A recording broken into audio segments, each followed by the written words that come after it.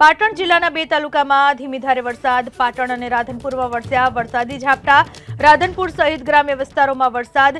મહેમદાવાદ, કમાલપુર, સાતહલી સહિતના ગ્રામ્ય વિસ્તારોમાં વરસાદ વરસતા ખેડૂતોમાં ખુશીનો માહોલ જોવા મળી રહ્યો છે. પાટણના રાધનપુરમાં વરસાદ વરસી રહ્યો છે. રાધનપુર સહિતના ગ્રામ્ય વિસ્તારોમાં વરસાદી માહોલ છવાયેલો છે. વરસાદ વરસતા જગતનો તાત ખુશ થઈ ચૂક્યો છે. વાવણીની શરૂઆત થઈ ચૂકી છે અને મોટાભાગના ખેડૂતોએ પોતાના ખેતરમાં વાવણી કરી દેતા અત્યારે જો વરસાદ પડી રહ્યો છે કાચા સોના સમાન સાબિત થઈ રહ્યો છે ખેતરમાં આ વરસાદ. પાટણના રાધનપુર સહિતના ગ્રામ્ય વિસ્તારોમાં વરસાદી માહોલ છવાયેલો છે. જે વરસાદ વરસી રહ્યો છે તેના પગલે લોકોને બફારા અને ઉકળાટમાંથી રાહત મળી છે. સતત છેલ્લા થોડા દિવસોથી વરસાદી માહોલ છવાયેલો રહ્યો છે. હવામાન વિભાગની આગાહી અનુસાર ઠેક ઠેકાણે ગુજરાતમાં વરસાદી માહોલ છવાયેલો રહ્યો છે. મોટે ભાગે દરેક વિસ્તારોમાં વરસાદે પધરામણી કરી દીધી છે.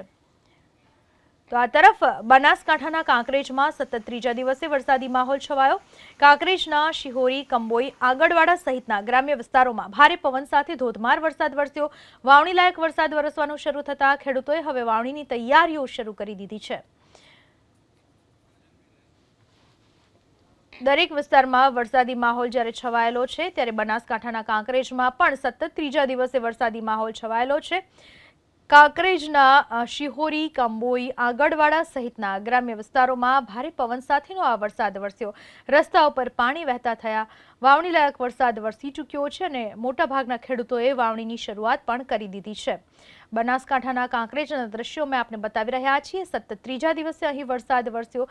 વરસાદ વરસતા બનાસકાંઠામાં વાતાવરણમાં ઠંડક પ્રસરી ગઈ. ગ્રામ્ય વિસ્તારોમાં પણ વરસાદી માહોલ છવાયેલો રહ્યો, જેના પરિણામે જગતનો તાત પણ ખુશ થઈ ચૂક્યો છે.